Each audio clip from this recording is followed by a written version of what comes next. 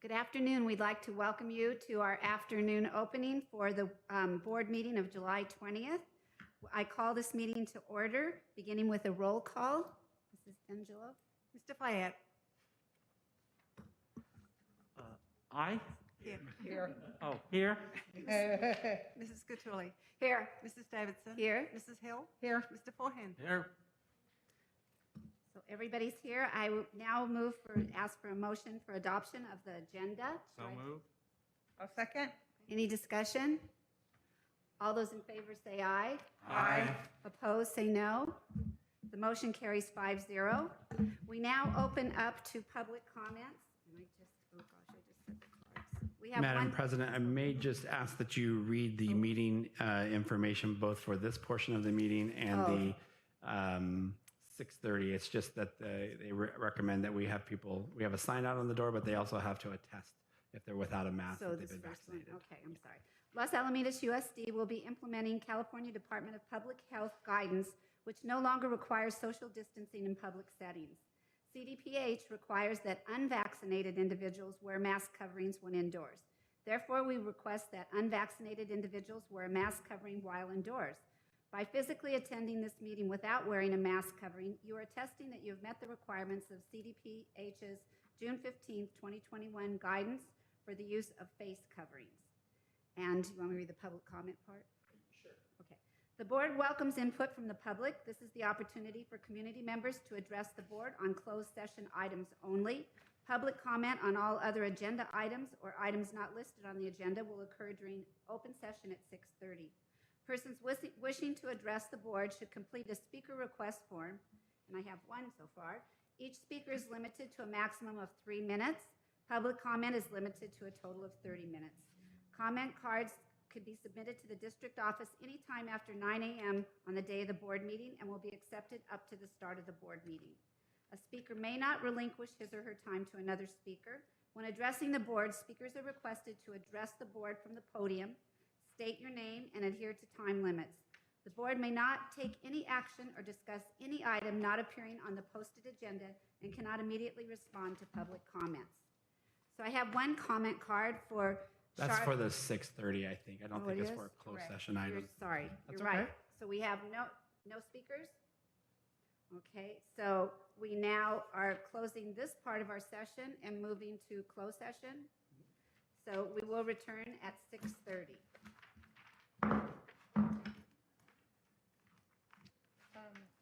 And Mrs.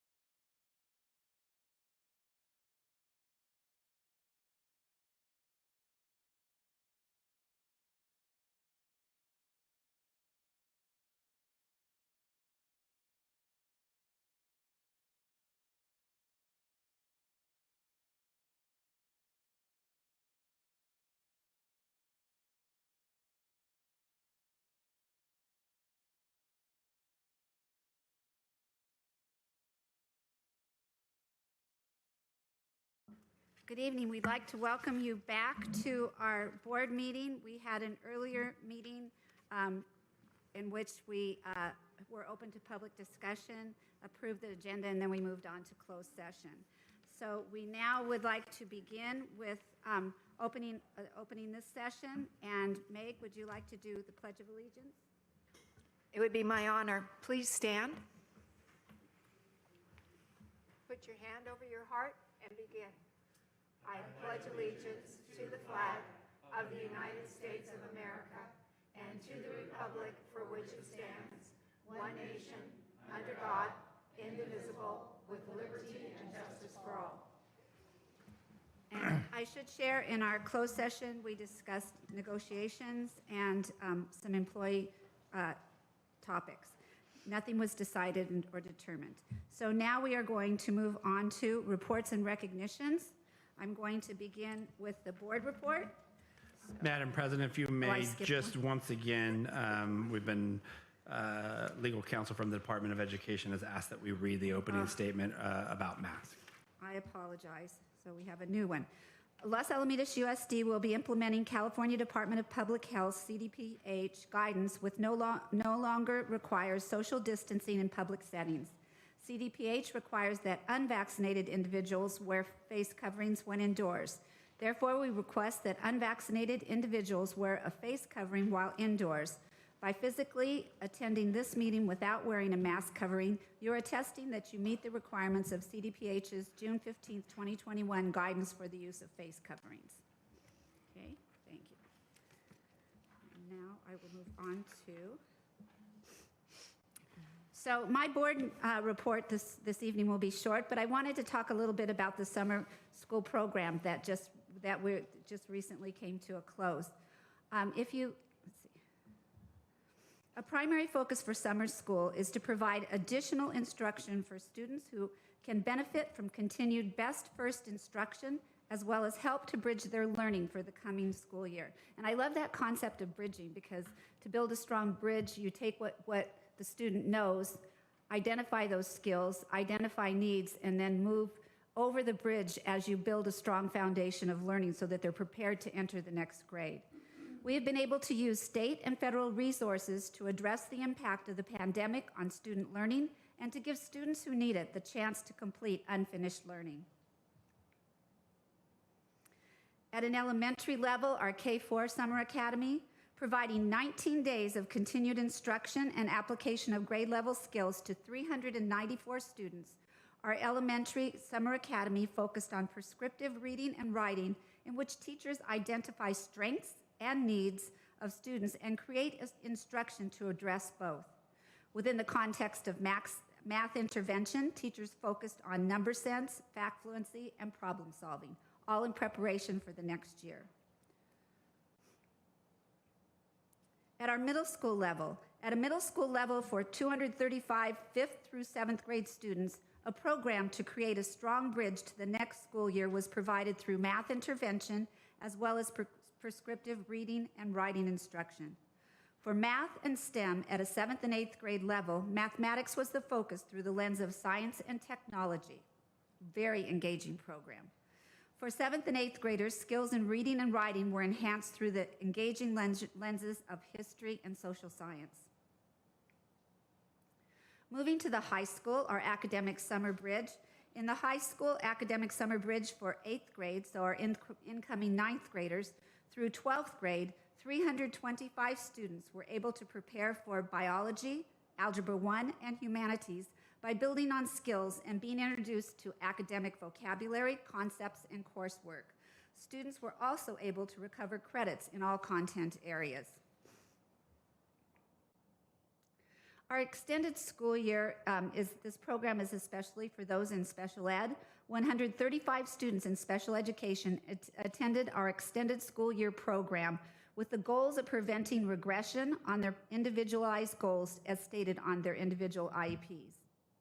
On behalf of the board, I would like to express our gratitude to administrators, teachers, and staff for building strong academic bridges for over 1,000 students this summer by providing wonderful opportunities to build on skills and prepare our students for the coming year in these summer academies of learning.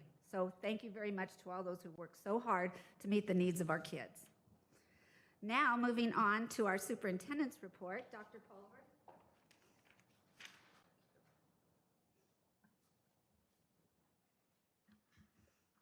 Thank you, Madam President, esteemed members of the board. I had the extreme pleasure myself and Mr. Forehand of visiting one of our summer schools at the middle school today.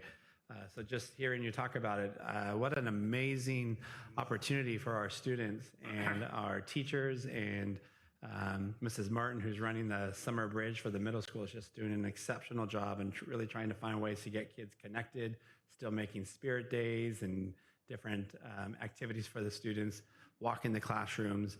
The engagement has just been spectacular. So really a great opportunity for our students.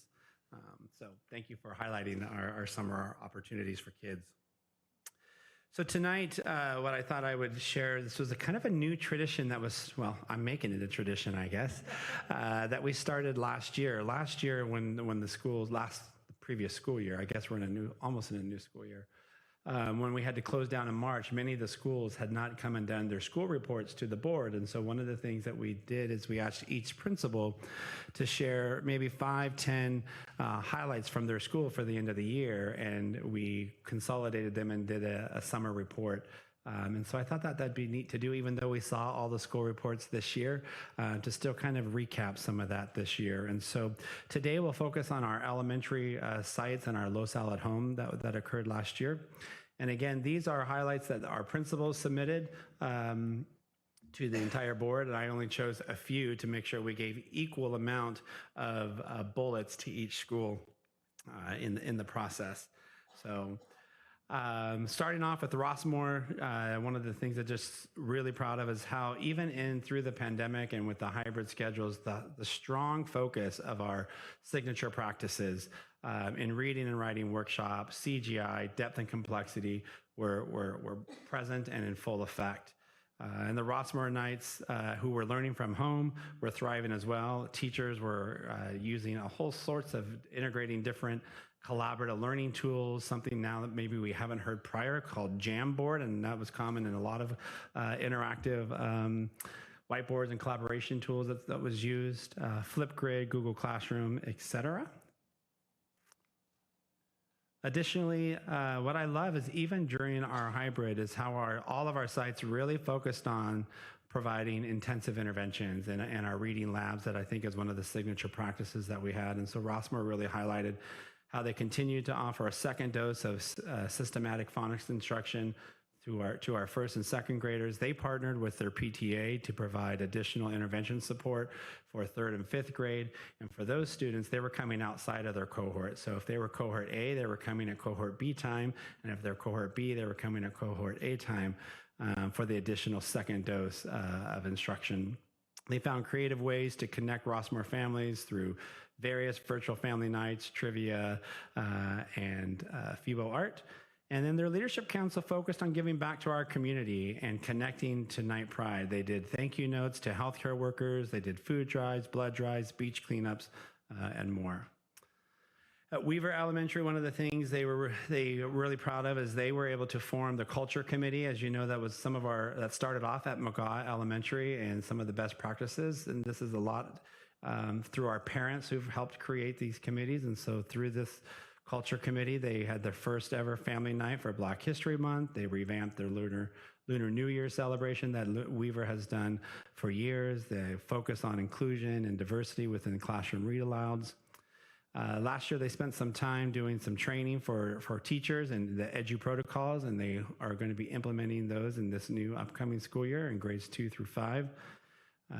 They partnered with their parent group as well. I think it was their Friends of group, but it might be the PTA, providing a series of different parent ed nights about parenting in a pandemic with Dr. Jerry Weichman, who was phenomenal. And I know many of you had attended that. The Weaver Ambassadors is a signature program for them, and they really just provide various projects. And some of you were involved in that when they went out to the LoSal Medical Center. And then introduction and implementation of character program based on John Wooden's Pyramid of Success. At LAE was nominated. They're very proud and excited as a 2020-21 National Blue Ribbon School for closing the achievement gap. Hopefully they'll get to go to Washington, D.C. In the fall, in October, November, along with another school, which I'll wait to announce when it's their school up. And what I think of this is common in almost all of our elementary schools, that our district benchmarks, we're really proud because we had such intense focus on reading and language arts in the hybrid schedule, that our district benchmarks, our own data, showed very little learning loss and gave information that the students and teachers needed to ensure deficiencies were met through targeted interventions. LAE is proud they were able to work as a community with their parents, grandparents, neighbors, to just be able to provide a great hybrid program along with the Tigers at home during some of the most difficult times. They also offered general education access and opportunities for our regional autism program. That's what RAP stands for, with all the asynchronous work done at the school with the support of instructional aides and teachers. So our instructional aides were really paramount in being able to provide that opportunity. And then increased community participation in various school activities and events that you could see on campus. Switching over a little bit, thought I'd break up our three schools and also talk about our LoSal at home. They had a daily focus on student achievement, self-efficacy. They had morning announcements, A for the day. They also spent time building culture and well-being, which is sometimes can be harder to do in a virtual setting, but they took the opportunity to acknowledge and celebrate a wide range of diverse cultures within our community. Mr. Larson, who is the administrator for our LoSal at home at the elementary level, did a road trip across the USA and did 50 morning announcements that were dedicated to visiting landmarks, national parks, points of interest, and then 40 announcements were dedicated to visiting countries and cultures that mattered most to the students who were enrolled in LoSal at home. So he surveyed them, and they were able to get fun and uplifting facts about each of the countries that they featured each day in their morning messages. Our LoSal at home teachers did a great job of using Flipgrid as well, but also the students used it to even be a part of the morning announcements and being part of the Pledge of Allegiance. They did a video series on practicing gratitude and even a reflection on what they liked best from LoSal at home. And so our teachers also went through some professional development. The LoSal at home teachers received PD from Dr. Teresa Willis, author of Teaching Math at a Distance K-12, a practical guide to rich remote instruction, which I know they found very helpful teaching in that manner. As we move on to Hopkinton Elementary, some of the highlights that they're proud of is that similar to ambassadors, they might call it a leadership club, so fifth grade leadership. They included 56 fifth grade students and completed 3 different philanthropic projects. As part of that, they spent a lot of time on the home connection. They provided monthly open forums for the parents to be able to connect and ask questions to hear about the school site. Some of it, they included our district speakers for the Director of Special Education to our families of students with special needs. Monthly meetings for students as well to connect with Mrs. Garcia, who was our Administrator of the Year as well, as you recall, included for both the hybrid and the Huskies at home. And they did various fun activities virtually with Mrs. Garcia, art, cooking books, and more. Additionally, the parents partnered with the school site and they provided more parent education nights, calm parenting in a crazy pandemic, and mental health building, youth resilience. And as you know, we had 2 site improvements there, the new bathrooms at LAE and at Hopkinton. And Hopkinton, their kindergarten playground was updated at the end of the year. At McGaw, they are proud as well. They were, like I said, one of the first to start the International Culture Club. They had a Women in Leadership Month and a parent book. You can see the list of the women speakers that were a part of that panel. They spent a lot of time connecting and honoring our military, the Week of the Military Child. Also, we're pleased that McGaw will be able to, at our partnership with the military is going to be providing family life counseling program, and it's secured for next school year, so that'll be implemented next year. They also had a strong focus on intervention and enrichment. They provided math intervention, servicing over 50 students in 3rd and 5th grade. And then also, you'll see a common theme, parent community outreach. They had pie with the principal. They made the sweet potato pie, I think it was, or some type of holiday pies with Dr. Gates. And then parent information nights, social emotional learning, the Wired Child. They did a whole series there. And then Lee Elementary, also, as you've seen, district benchmarks. Based on the benchmark assessments, their site averaged 90% of their students in 2nd through 5th grade met or exceeded the standards of the benchmark, and 91% in ELA. They did a Flipgrid gratitude challenge as well, which for both students at home and in person, where students shared 30-second statements of gratitude during the school-wide challenge. They continued their Start with Hello week, which is really explicitly teaching, trying to ensure that people aren't isolated and have to be more inclusive of others. That really came out of the Sandy Hook promise from the school shootings, that violence can happen at schools when students feel isolated and alone.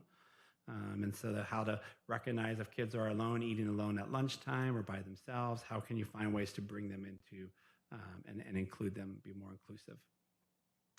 Mental Health Awareness Week, they spent time in mindful lessons and coping strategies. And then I love, and we saw this in their videos as well, the weekly STEM challenges that the students would do through the asynchronous work, but hands-on STEM learning. They did a science night where our high school students and teacher came down and provided some of the science experiments, growing up STEM. They coordinated a family science night, and just really some fun opportunities for our students. So I know our schools were really proud of the accomplishments and of the grit and the hard work of all of our students. And at our board meeting in August, I'll give the highlights of our secondary schools. And then lastly, I just wanted to share with the board and the community, at the end of the year, whenever we send the end of the year messages out, it's always an often time that parents will also respond and express their gratitude as we were expressing ours to them. And I got a beautiful email from a parent that I did ask if she didn't mind us sharing. And so I thought I would go ahead and share that. And it says, "Dear Andrew Pulver, Marlis Davidson, Diana Hill, Meg Gattuli, Scott Fayette, Chris Forehand, and Greg Stone. I've been intending for months to write a note of gratitude to you for an excellent year at Los Alamitos High School. As I've watched other school districts struggle with how to meet students' educational and personal needs during the pandemic, I've been so impressed with Los Alamitos. First of all, you utilized the summer of 2020 to prepare for both in-person and virtual learning. Somehow, you were able to galvanize enough teachers to appear in person, and you offered parents a choice between coming in person and virtual learning opportunities. I am the rabbi of a Temple Beth David, and I have a number of families who send their kids to school in Los Alamitos, but I'm writing this more as a parent of a senior who just graduated. I cannot express how grateful I am that he was able to come in person. As many boys his age, he told me that he would be content to learn in his bedroom and then go immediately to video games. I shudder to think of what his senior year would have been if in-person learning wasn't available. He would have been sedentary, isolated, and his sleep patterns would have been erratic. Instead, he was in class, drama shows, dance performances, and in the film 620. He socialized with his peers and even, gulp, had a girlfriend. I'm also very grateful to the commitment of his academic teachers and to Stacy Castiglione and Ricky Jones, who went above and beyond to provide their students opportunities to act and dance. For me, as a rabbi, I was committed to working to serve my community, both in person and virtually, especially during this past year. And I'm so thankful that you were equally committed to meeting the needs of your students and families during this very trying time in history. I feel honored that both of my children are the graduates of Los Alamitos High School, and I'm thankful to all of you for your immense efforts. And so I just thought it'd be nice to, we received several of these, but it was nice to be able to kind of highlight and share some of the gratitude, because sometimes we can get stuck in the negativity of things. And I think we also have to really focus our lens on a lot of the positive that is occurring. It's easy to get stuck in the pandemic of last year, and when we think about all the positive things that our kids were able to do and a successful year that they were able to have. And so with that concludes my superintendent's report. Thank you, Dr. Pulver. We now move to public comments.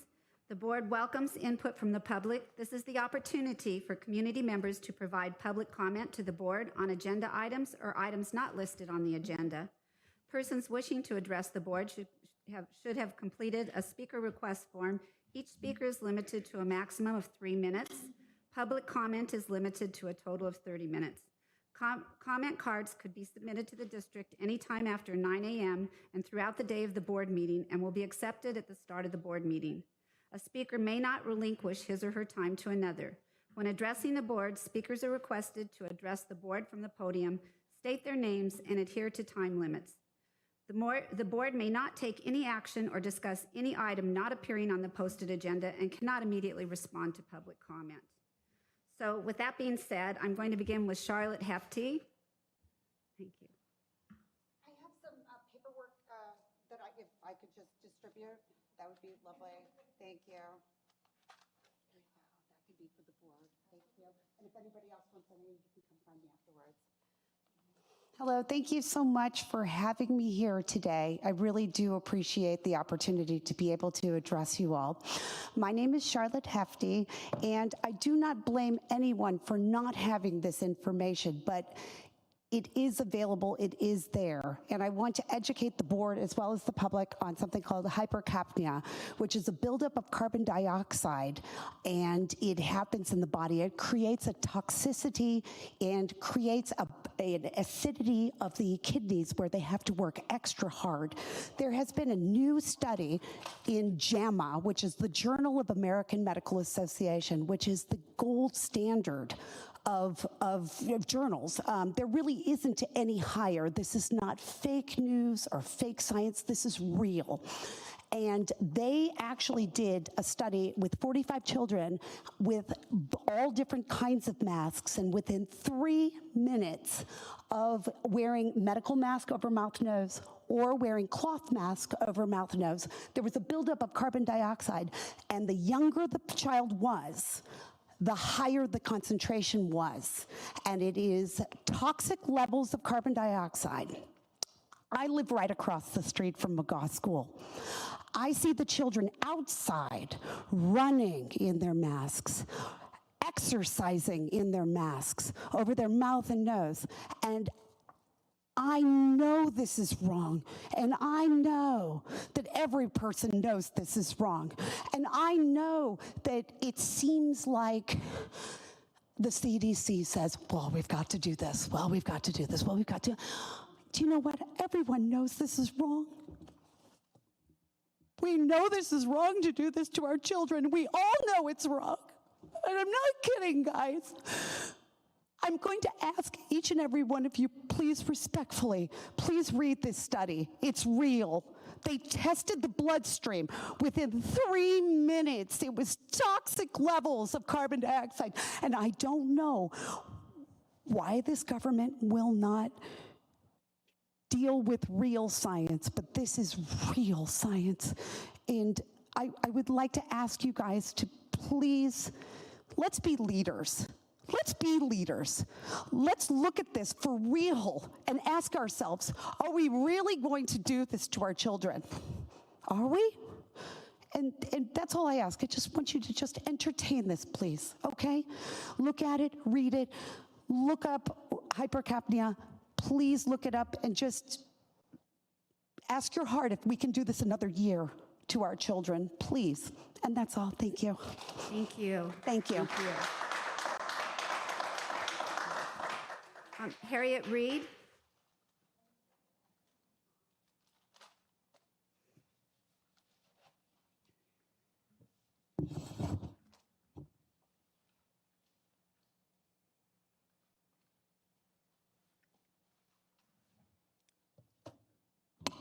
Good afternoon, and thank you for allowing me to speak today. I am here to speak about critical race theory, and I'd like to emphasize to parents especially who may be listening that the National Education Association, they just recently voted that this is the largest national teachers union in the country, and they have voted that they will implement critical race theory in all 50 states and 14,000 school districts. And this wasn't an empty threat. They put money with it, so they actually voted money to accompany this implementation of critical race theory. that I'm sure will be floating down to the schools at some point. They claim that the critical race theory is reasonable and appropriate to teach at all levels. So for parents who think that this is a good idea, I guess you should continue on and don't do anything. If you think this is a horrible idea, you might want to talk to your child, maybe pull your child out of school, maybe homeschool, or maybe try a private school or some other avenue of teaching your child to ensure they are not harmed by critical race theory. It's also interesting that the National Education Association plans to go after opponents, and they've also added money to the budget to be able to do that. So anyone who speaks out against critical race theory, they want to come after you. And I think it's an interesting way to spend teachers' union dues. It's also interesting that Los Alamitos claims that they are not teaching critical race theory when we believe that they are. I don't know if you'll get any money if you're not teaching it. I hope you don't. I hope you're not teaching it. But it is the same thing as culturally responsive education or instruction or pedagogy. It is all critical race theory. So what I would like to suggest is parents should take a look, especially at californiaschoolchoice.org, because this will allow your child to go to any school district. It is a great opportunity. You've already had a head start on homeschooling with the pandemic, so you can just continue up until we get this voted in, and once it's on the ballot in 2022, it will be effective in 2023, and you can put your child back into the school of your choice. So thank you so much for allowing me to speak today. Have a great day. Thank you. Richard Walzer.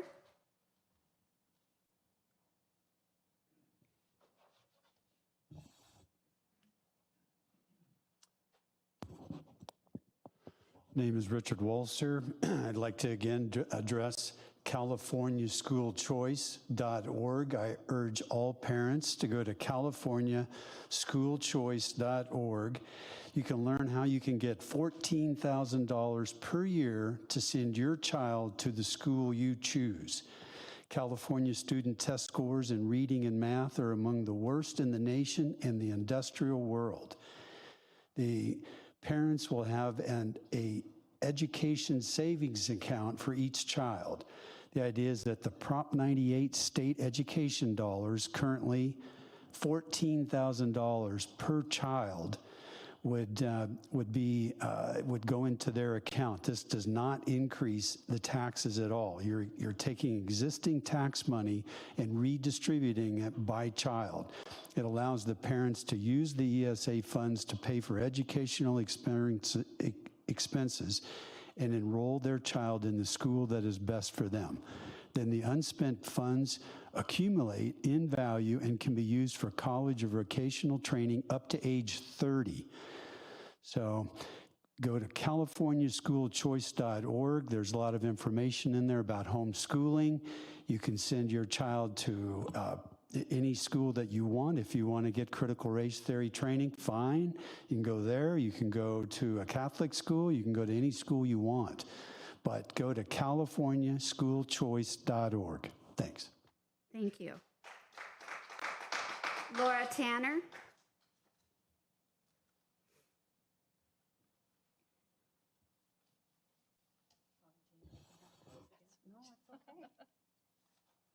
Good evening. I'm so happy I get to see your faces. It's nice. About 6 months ago, I stood here respectfully asking the board to allow for more time to research the elective ethnic studies course they were deciding to integrate in the high school. My reason for concern was that the board appeared to be adopting a critical ethnic studies course that focuses on all the wrongs in American history instead of a constructive ethnic studies that strives to identify America's mistakes in the context of history and the attempts American citizens have made to right those wrongs to live up to ideas of freedom and liberty for all. Well, you said no. You voted to pass the class and its resources. You then went on to pass the social justice standards from the Southern Poverty Law Center. This board and the superintendents are showing a strong bent towards the critical race theory principles, even though you repeatedly swear you are not teaching CRT. Be that as it may, I am here to suggest a way for the board to incorporate an alternative perspective. Circling back to what I suggested in March, I would strongly encourage the board and its superintendents to research failforall.org to teach a more balanced view of ethnic studies and justice standards. Let me quote their purpose. The Foundation Against Intolerance and Racism is a nonpartisan, it's called FAIL, is a nonpartisan organization dedicated to advancing civil rights and liberty for all Americans and promoting a common culture based on the fairness, understanding, and humanity. What they stand for: defending civil liberties and rights guaranteed to each individual, including freedom of speech and expression, equal protection under the law, and the right to personal privacy. They also advocate for individuals who are threatened or persecuted for speech or who are held to a different set of rules for language or conduct based on the skin color, ancestry, or other immutable characteristics. We support, or FAIR supports, respect for disagreement. We believe bad ideas are best confronted with good ideas and never with dehumanization, deplatforming, or blacklisting. We are pro-human and promote compassion, anti-racism rooted in dignity and our common humanity. So the FAIR pledge goes on to speak about fairness, understanding, and humanity. I really encourage you, because this board, or the people who are on this board, are the most diverse group of people I have ever seen, and all the principles are based on Martin Luther King's principle of judging people by the content of their character, not the color of their skin. So thank you. Thank you. Stacy Moeller.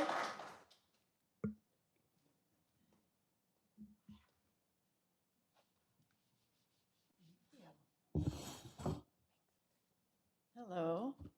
I know everyone knows me here. Hello, everybody. It's good to see everyone. I'm here to talk about the fact that I wanted the parents that watch this and anyone in the room to know that I had my son in the summer bridge at McAuliffe, and I thought the principal was amazing, and the teachers are great there. You know, every day it's just so you know what it's like. I'm actually not a really overly dramatic person normally. I mean, I'm animated and I'm probably, very passionate, but I used to be very liberal in my thinking my whole life until I realized recently, just in the last couple of years, how far things have gone, and I feel very concerned about it. So I have, different views now. I'm more conservative in a lot of ways, and in that, I notice things more that affect the kids maybe in a not great way. And so I'm very in tune with that these days. And when the kids go to school, I notice that I'm stressed about what they're learning. I usually am not. When I used to drop the kids off at McGon, I'd be like, have a great day. I'd never thought twice. Ronnie was the principal there. Just have a great day. Now I'm like, what are you learning? Are they giving you any, saying anything about racial stuff or social justice stuff? It's stressful. I don't want my kids exposed to that stuff. It's not unnecessary, and it's my job. My kids, you just saw my daughter. She's right there. She's a beautiful human being because she loves everybody. So does my son. They've learned that from me. That's my job, not yours. It's not the school's job. So when Riker was at McAuliffe, I saw a post on the McAuliffe, actually somebody sent it to me, a post from the McAuliffe Instagram page. Social media, it's public. And it was about, repeat after me, I basically search yourself for all your anti-racist thoughts and discriminating thoughts. I'm sorry. I don't think this belongs in school. My kids, I don't know any kids that are like this. Now there are, and they need to be called out and handled, believe me. But everybody, I'm sorry, it's just, so I had to pull my kids. Do you think I want my kids home, out of school? I pulled them. So I'm a single mom. I have a full-time job, and I have 2 kids that we're not in school right now. We will be. We'll find a place. That, I believe in God, and I know I'll be guided to do what's best for the kids next. But my kids are no longer in this district, and the only reason they're not in this district is because of this CRT stuff. So, thanks. Now we move on to information and presentations. Dr. Pulver, you're going to do a presentation of supplemental materials. I will. So tonight, as our normal policy is, materials that the board will continue to consider for approval will be up for 30 days for the public to be able to preview. I think there are 1, 2, 3. I think there's 5 of them. The first is executive function training for adolescents. It's covering 8 skill areas of executive functioning that Oak Middle School wants to try to implement in their academic lab. There are 3 videos that our ASL, American Sign Language teacher, would like to consider showing and using within ASL. So that's Sound and Fury, No Ordinary Hero, and Silver Moments from 1964 to 1989. And then Edgenuity, which is an online supplemental material and curriculum that we might be able to use. Some of the changes in the laws for students, particularly seniors, if they didn't complete courses this year, they will have an additional opportunity to remediate those grades, and it'll be able to be used in that and perhaps other settings as well. So these instructional materials are going to be on preview for the public. They can come and take a look at it here at the district office. I think there'll be a public access code for the online purchase materials, and they'll be on preview for 30 days before the board considers approval of them. Thank you. And now, Dr. Pulver, you get to do a lot. Quarterly report on Williams uniform complaints for April 1st, 2021 through June 30th. Yes, I'm pleased to report that there are no complaints for us to report from the time period of April 1st to June 30th under this criteria. Thank you. And now on to preliminary update on the California Department of Health school guidance. Thank you. I'm going to present that from the podium. Just, I think sometimes I think better when I stand.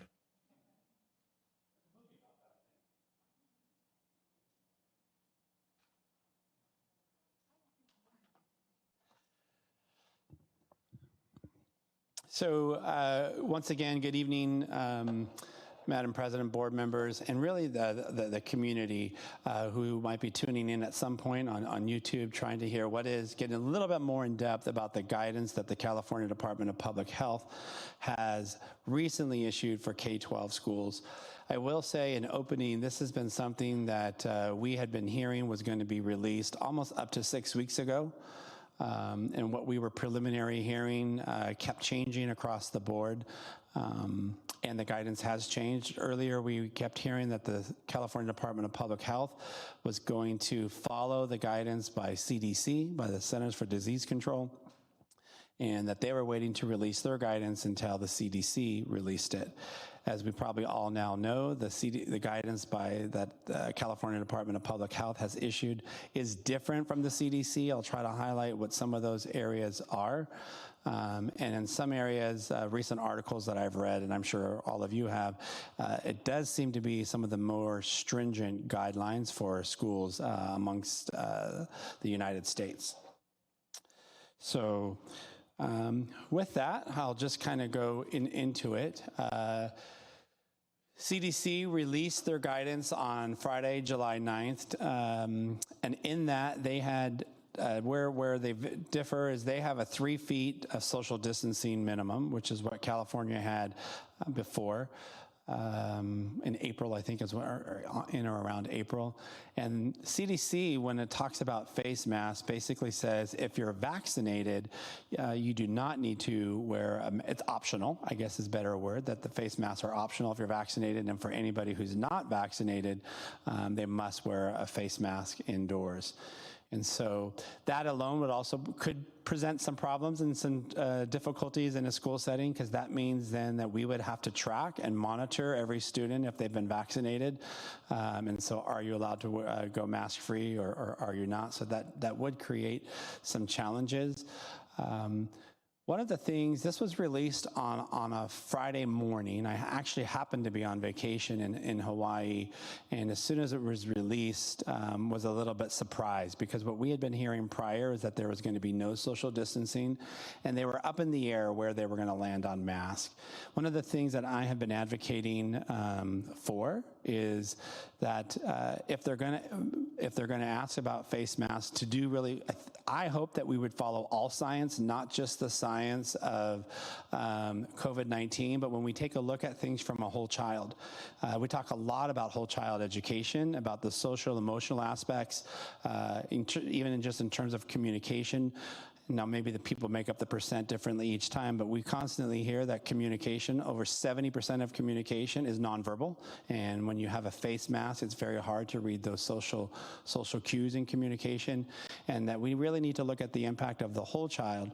And if you recall last year, we were told by the science that the science was saying that the young adolescents, particularly elementary age students, were less susceptible to the transmission of COVID to even other adults or other individuals, which is why the California Department of Public Health allowed schools to petition the elementary waiver, which, as you know, we were one of the only districts that was able to do that. And because they said they were following science that said adolescents were less susceptible. And at the time, what we were told was the concern was that kids could spread it to mom, dad, grandma, grandpa within the home. I think that argument is now gone because everybody has access to a vaccination. There's not even a line now, and so that ability, or to staff, and again, all adults have the access to that.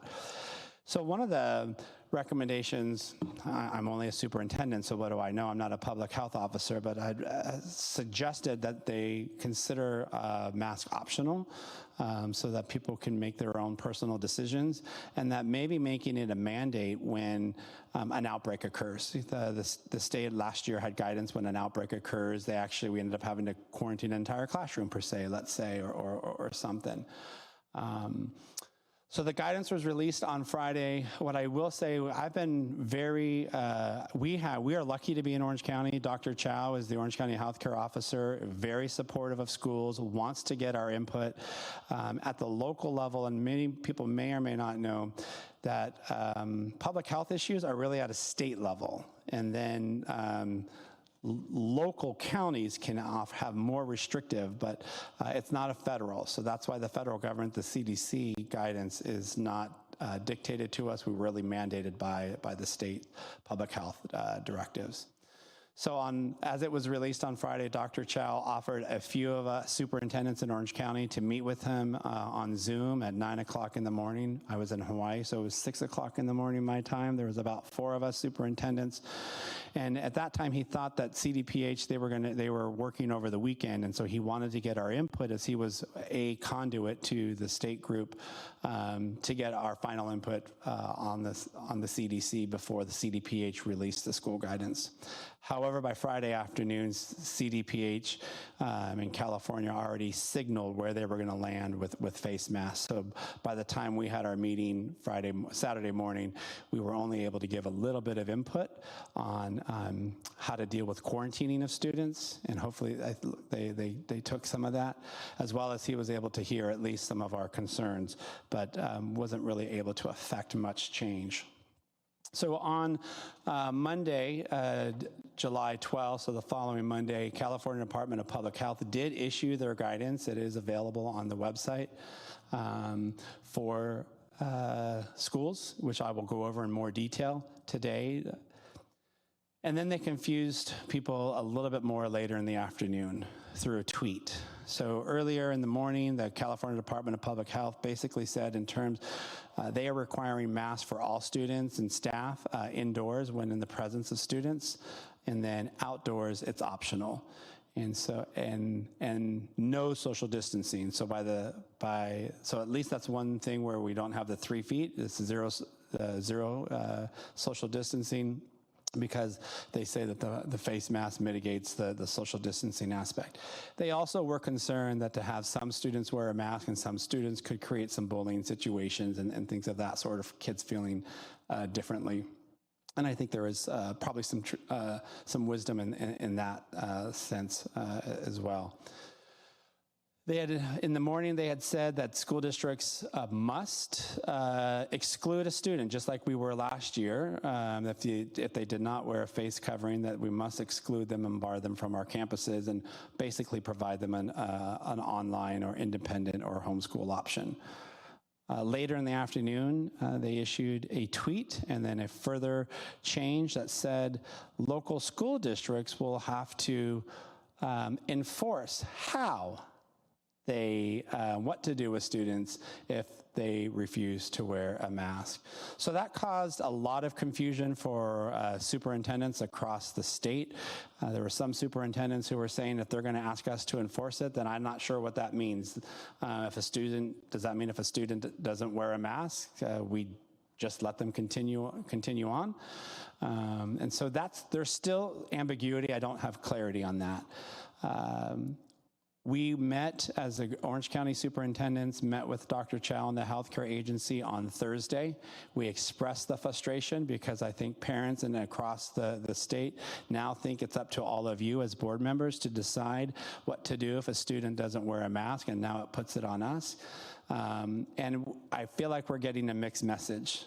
So I asked, so does that mean if a student doesn't wear a face mask, can we now say, okay, we're gonna let you stay on the campus, we'll keep you 3 feet apart, and we'll put a desk shield up? Will that suffice? No, that's not allowed. So we come up with another alternative. Will that suffice? No, that's not allowed. Well, then what is allowed? If you're supposed to say that we as a school district have to create an opportunity of how we're going to deal with this, what is allowed? And what they keep saying is, no, the masks are a requirement. So of course we've asked the next question is, because this is what parents have asked me over the last several weeks, anticipating that this guidance comes out, is what happens. Is this, because they use the word guidance, is it really guidance or are we mandated to follow it? And so what teeth is behind if a district chooses not to or takes a different path, I guess I would say. They can't answer that question. They have said that it is not guidance, it is mandatory, that we must follow it, and they are looking at Cal OSHA, that they said the best information I had is that the governor's office, the CDC, California Department of Education, sorry, CDE, and Cal OSHA were trying to come together to see what impact that this has, because Cal OSHA does have the ability to levy fines, and I think they've already done that in some work locations of $70,000 or more per occurrence if an employee or somebody wasn't wearing a mask. So that has not been defined. We have asked Dr. Chow, as our liaison back up to the California Department of Public Health, to really share as superintendents our frustration. What does this mean? We must come up with other ways to implement this. Maybe they should give us some strategies or really clarify what is meant, because otherwise I think we'll see some individuals going a little bit more rogue. Following that, after that, I think when the Dr. Chow and Orange County Department of Education heard all of the superintendent's concerns for lack of clarity, they did on the next day issue a statement following the CDPH that basically does state, and I'll say it later, that we must follow the guidance of CDPH, and that neither the Orange County Healthcare Agency, the Orange County Department of Education, local school boards, charter school, private school, anyone may not implement restrictions that are less restrictive than what is already issued by CDPH. So they've made it clear to us, at least, that we must follow these rules as they are stipulated. And they alluded to the fact that there could be greater clarity on what that means later. We said we hope that's sooner than later, because in our district, Weaver Elementary is starting in 2 weeks from tomorrow. And so I'm going to walk you through now what is the guidance that we are mandated to follow as the school district. What some people have asked too is, well, then I'm just going to go to a private school or I'm going to go to a charter school. They are held to the same exact standards. There's no different rule sets for a public school, for a private school, for a charter school. So in the outset of the guidance for California K-12 schools, they do say the foundational principle of the guidance is that all students have access to a safe and full in-person instruction, and to provide as much instructional time as possible. Because you will recall the previous year, they decreased the instructional minutes. That was through legislative action, and that's how we were able to have a hybrid schedule, et cetera. And that they also said, where you see direct quotes, I'm directly quoting the guidance. There are other areas where I try to simplify the explanations in this report to all of you. But they say, California says that the surest path to a safe and full in-person instruction is really based upon, they want to minimize missed school days for those students because they understand how many kids miss school just due to quarantining. That they say the success to that is to vaccination and universal masking in schools, which allows no physical distancing. Because some districts had said, and we did too, we would have had to purchase new furniture if the requirement was 3 feet in some of our classroom settings. They do also note that recent evidence indicates that in-person instruction can occur safely without minimum physical distancing requirements when other mitigation strategies are fully implemented. That is aligned to what the CDC also released. They also said that the California Department of Public Health, this is another goalpost that I feel like has been changed. All the while, they have said that these implications of the guidance were only going to be in effect through September 31st. They now say it's through by November 1st, they will reassess these conditions and whether on the mask requirements or the recommendations. I've been told the reason for that is it's really about having access to vaccinations for the youth. And as you know, 12 and above have access to vaccines, but 12 and below do not. And so they believe by mid-September or towards the end of September, a vaccination through the clinical trials will be approved for those under 12, and they want to give them at least a month to be able to have access to the vaccine before they choose to make any changes. So that doesn't mean on November 1st, it could be sooner, but that is what they're telling us now. And that unlike in the past year when we had the blueprint, and you can remember if we were in the yellow tier or in the red tier, and if you were in the purple, gosh, I forget the colors. What was the original color was, I think it's purple. You would think it'd be the red, like the warning, but I think the purple tier was when, you almost couldn't be in instruction. You had to be, unless you had already opened, you had to go back to virtual. So they want us to avoid dynamic shifts throughout the school year. And so they're saying the guidance won't really be changing, that we won't have to consider going back into virtual, et cetera, through this.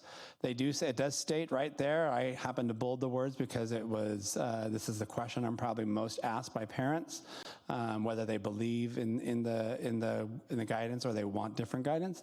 Is it a mandate? And so it says this guidance includes mandatory requirements in addition to recommendations and resources to help inform decision makers. Stricter guidance may be issued by local public health officials or other authorities. In Orange County, I will say that the Orange County Healthcare Agency, for the most part, I have not seen them, at least in the past, adhere to stricter guidance. So all of you probably have read the news that LA County is requiring masks indoors. So a county can have stricter guidance than the state. And Orange County, I have not seen them do that throughout the time that COVID has been going through. So when it comes to masks, here's what the guidance says, that masks are optional outdoors for all K-12 school settings. So basically, if students are traveling to school outdoors, I don't mean when they're in their car with their parents, parents get to make that decision. But when they're walking to and from the classroom, when they're outdoors at recess, nutrition breaks, lunches, outdoor PE, they do not have to wear a mask. It's optional. That's currently true right now in our summer school programs as well. The state actually updated that right at the end of June, I believe it was. And so this gives students more respite, if you want to think about it that way. Anytime that they're outdoors, they can have a mask break. And as you know, last year we did try to have various outdoor settings for instructional settings, and our teachers have done that at our elementary levels. We've had tables outside as well.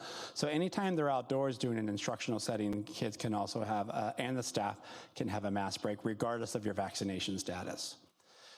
It does say that K-12 students are required to wear a mask indoors, and then there are the exemptions. They're very limited in nature. And then when there is an exemption, that wearing a face covering due to a medical condition, the individual must wear a non-restrictive alternative, such as a face shield with a drape on the bottom edge, as long as their condition permits it. And then they also reiterate that adults in the K-12 school settings are required to wear a mask when they share indoor spaces with students. That is one thing I'm grateful for. When we had that early morning Zoom, 6 o'clock Hawaii time, that was one of the clarifications I asked Dr. Chow to get from the California Department of Public Health. Because the previous, what they thought it was going to be is when students are on campus. And our staff have staff meetings after school. We don't have students in our staff meetings, but we have extended daycare going on in our classes or on our campus. And does that mean, and if you think about at the high school, there's always a kid somehow present on the high school. So does that mean that a teacher or a staff member can never take their mask off? So I do appreciate that. That was one specific area I had asked for clarity, and I can't say this is the reason they had that clarity was because of me. I'm not saying that, but I'm glad to see that they say it's really about when students are present. So in a staff meeting, if teachers are doing grade level planning, if they're released for the day to work together in cohorts, if they're vaccinated and they're indoors, they don't have to wear a mask. It's optional. Obviously, if they're unvaccinated, they must wear a mask indoors. That is for all people in California, rather. So just like we've done in the past, we must provide face covering to students if they inadvertently fail to bring a face covering. And I'm sure all of us have been guilty of that, walking into Marshall's or Trader Joe's. Oh my gosh, I left my face mask. And when it was required, they simply issued you one. And so we'll continue to be able to do that. And then this is the one that I think we're still perplexed of what does it really mean. That schools must develop and implement local protocols to enforce the mask requirements. Because when we've tried to probe and think creatively, because we do not want to single kids out from school, every suggestion that we've tried to pose has been shot down. So we'll see if anything further comes. We continue to seek clarification and in that. As I shared earlier, the physical distancing there was no physical distancing requirements. I will say, again, where Mr. Foran and I were observing at summer school today, to see our kids doing cooperative group work, writing on top of the tables, even the level of dialogue that our students were having today, vastly different. If many of you, all of you, walked classes with me during the hybrid. And I think one of the things we all noticed is that our students were doing less talking. Even teachers shared that because of the face mask, because of COVID, the classrooms were much quieter. Now that did evolve over time of the school year, but it was alive. The classrooms were alive today when we walked. And so that is nice that they'll be able to be next to each other. And the other good thing is, as long as they're both wearing a mask, both parties, which I'll explain in a little bit, the effects of the quarantine will be pretty minimal on the individual as long as they're asymptomatic, which I'll try to explain in a little bit. In fact, I think that's where we go. So I think the state realized that if we're really trying to focus on in-person instruction, they literally put in there that as a part of the effort to keep students in school to the greatest extent possible, they lessened the quarantine requirements for unvaccinated students. And so this is where it might get a little confusing, but I'll explain it. So when we say both parties, it's really just, there's obviously someone who's been infected with COVID-19 and now you're a close contact. The definition of close contact has not changed. At one point, we thought it was going to. So it's still if you've been between 0 and 6 feet, so 6 feet or less, for 15 minutes or more within a day, within a 1 day period. So that definition is the same. So if both parties are wearing a mask, and I say both, but you could have, now if there could be 4 kids who are right next to each other, so it's more than one when I say, but it's just either the close contact or the infected individual. If you're both wearing a mask, obviously the person who has COVID now has to isolate, which we'll talk about, which is normal for the 14 days. But the person who, if you're wearing a mask, does not have to quarantine. They can continue attending school as long as they are asymptomatic. And here's the other part. They do have to get tested twice per week for over 10 days. So basically, they'd have to have 4 COVID tests over that process. And so the state is looking, the county, hopefully there will be some free testing opportunities, but the student will not have to be barred from campus. As you recall, we posted all of our COVID cases on our dashboard last year. We'll continue our dashboard this year as well. But we have yet to see really where a close contact really actually infected it. And so this could be a game changer for keeping kids in school, as long as both people are wearing a mask. So then you might ask, okay, well, what happens if one individual is not wearing a mask? And so this is where it does get a little bit more, impacts the other individual. So when one of the individuals, one part of the party, either the person who contracted the virus or anybody who was within 6 feet, if they both weren't wearing a mask, then the individual is required to quarantine for 14 days. However, in reality, most likely 10, because if they're asymptomatic, it can be shortened to 10 days, and then it can be further shortened to 7 days if they get a negative test following the 5th day of exposure. Many of our parents asked for that last year. They wanted their kids to come back as soon as possible. They started getting their kid tested, and so look, I have a negative test, can't I come back? And if you recall, one of the things that happened last year was we couldn't have them return earlier than the 14 days at our secondary schools, because the other part of that requirement was we had to ensure they were going to be 6 feet apart from everybody from day 11 to day 14. That's out the window. They don't have to be 6 feet apart now. So any kid can come back if they've met this. So the 14-day quarantine can get down to 10, which would probably be the more likely. And then if the parent gets the child tested, then to 7 days. But remember, if both parties are wearing a mask, there is no quarantining unless you're symptomatic. So that is a positive thing there. And then what about if you're a vaccinated individual? So remember 12 and over, or adults. Vaccinated students, should also really say adults. Exposed in a close contact setting, continue with the guidance, which basically says if you're vaccinated and you've been exposed, as long as you're asymptomatic, you do not have to quarantine. If you have symptoms, then you are asked to go ahead and quarantine. So then obviously the individual, if they were diagnosed with COVID-19, they will have to isolate. They're more than just quarantining, they are in isolation. So some of the other areas, what is missing is there's nothing about these physical barriers, these plexiglass. There's nothing in there about desk barriers. There's nothing in the guidance about suggesting that we take temperatures of students before they come in, like we have been prior. They encourage maybe asking parents to do that ahead of time, which I think is just a good practice, but that's not required. Some of the same things that we've been doing, encouraging hand washing, sanitizing your hands, avoiding contact with your eyes, nose, and mouth, covering coughs, kind of teaching kids, which we do that at the younger ages. So all of that is continued. Interesting in the cleaning recommendations, they now say, in general, this is a direct quote, in general, cleaning once a day is usually enough to sufficiently remove the potential virus that may be on the surfaces. Certainly we can disinfect if we want to. They call the disinfecting, you saw what Tina was just doing between the speakers to go ahead and wipe down. That's disinfecting, that's not really the cleaning necessarily, but the cleaning is once a day. And obviously they provide other provisions that if a facility or if a classroom had a known positive case, which is what we've done in the past, once we knew a classroom had a case, we went in and did a thorough disinfect of the spaces occupied by the known individual during that time, or spaces if they were in multiple classes, et cetera, even the adult. So that is a different there. Other things that I think is interesting with food service recommendations, I'm going to highlight the second bullet. Given the very low risk of transmission from surfaces and shared objects, remember early on they used to say that the transmission from shared, that's why we wiped everything down.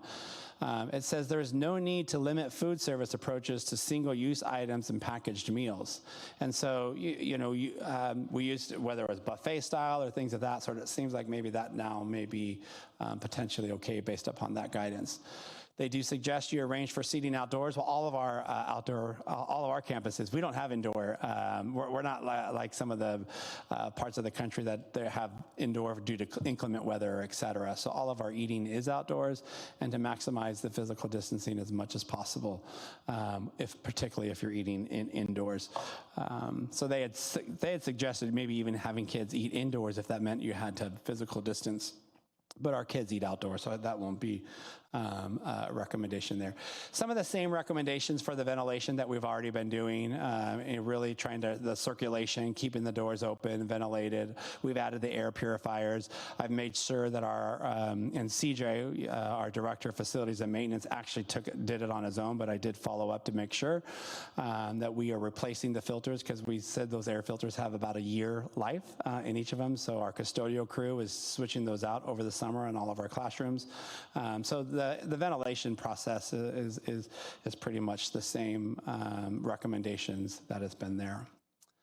And then this is another area I personally would like to seek a little bit more clarity. I think I didn't hear anybody talk about it, and it wasn't until I was preparing for this presentation where I dove deep into every single area when they talk about visitor recommendations.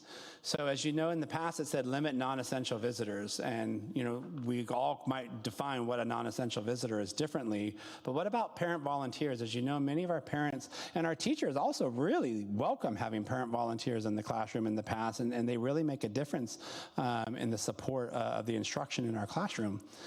And so what it says, I'll read it and then I'll try to give you my interpretation, but my interpretation may be off. It says schools should limit non-essential visitors, volunteers, and activities involving external groups or organizations with people who are not fully vaccinated, particularly in areas where there is a moderate to high COVID-19 community transmission. Well, I don't know they haven't defined what moderate to high transmission. We used to have orange tier, blue tier, not blue tier, purple, red, orange, yellow tier. So I don't know what they're going to decide, what the moderate to high, maybe it has been decided and it's just not been clear to me. So I don't know if it means that we can have volunteers as long as they provide proof that they've been fully vaccinated. That wouldn't be too much of a stretch. At our elementary, where we have volunteers in it's the same volunteer weekly, they actually have to provide proof of TB test. So that our elementary schools have done. We see less of that at middle and high school. You just don't see a teacher volunteering in the classroom at middle school and high school. So that's why I'm saying elementary, the process would be the same for all. So maybe it's possible that we can have volunteers in the classrooms as long as they provided the vaccination status. So that's an area I want to get more clarification on in that instance. And then it also said, frustrating, if you are a band or drama or performing arts, you have to feel like you've really been left out on this guidance all last year, and they continue, that the guidance has not been issued yet for band and drama. What's interesting is show choir or singing is not mentioned, so I don't know what that means. I don't know if that means singing is not part of this guidance, or singing is already part of the regular guidance that is applying to already, or if it's going to be separated here. As you know, we heard from a lot of our performing arts, our show choir students, our show choir teachers, our music teachers, as well as our band. So I'm only quoting what it says. It says band and drama.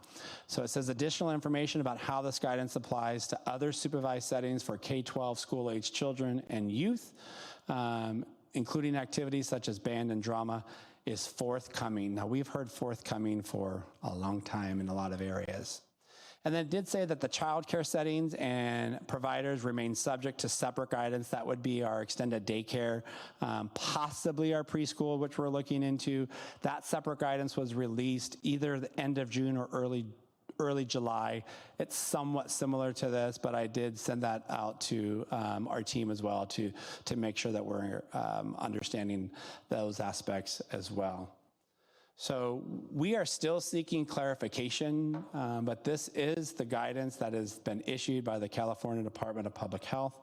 As I shared, we superintendents had a meeting with the County Department of Education and Dr. Chow, because we had some other questions. The guidance is a little bit silent on transportation, although in the general sector it talks about public transportation. And so we wanted to just clarify, our assumption was that that would be considered indoors, and so that face masks are required indoors, but there's no social distancing.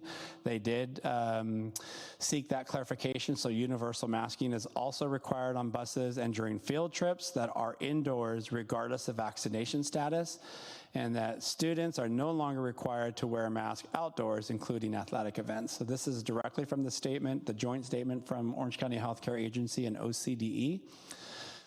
They also reiterated, because this is where we were all trying to understand what does this mean when it says we can implement our own policies to enforce, that we must follow the regulations requiring universal masking indoors, that it applies to all school settings, not just public schools, that the Orange County Healthcare Agency, the Department of Ed, and the local boards and schools must implement and enforce the mandates required in the new guidance.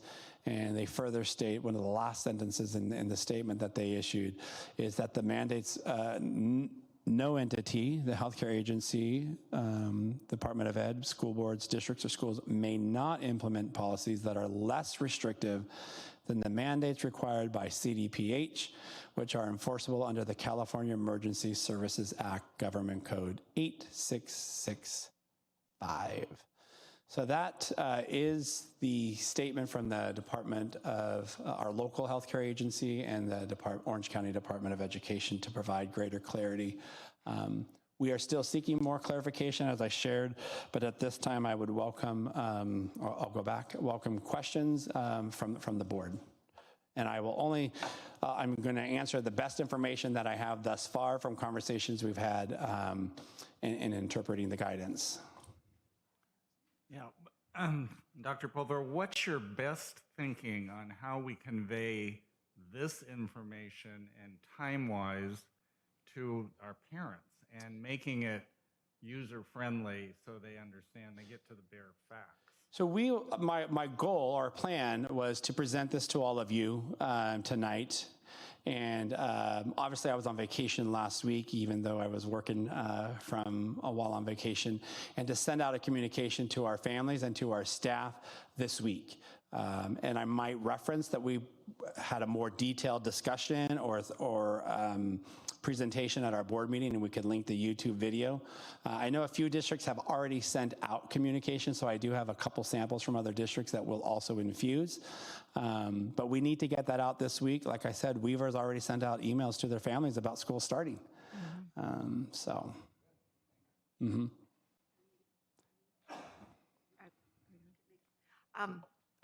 trying not to be sarcastic when I ask this question, but it really seems to me that the state public health agency is not taking into consideration the whole child. And I'm trying to be diplomatic, and it's very hard for me.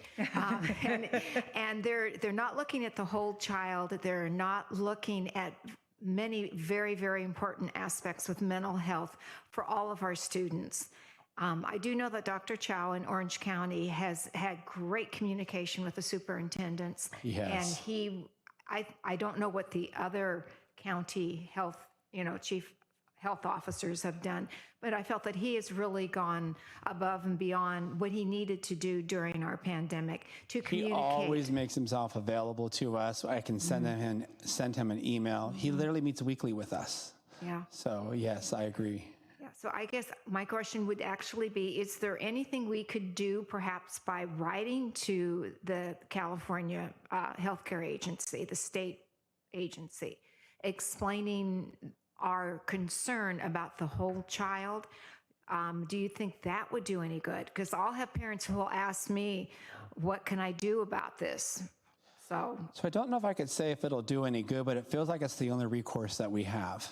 So whether it'll have an impact or not, I'm not sure. But I don't know of another recourse, because the decision makers are not all of you. Right. It's not me, unfortunately. Right.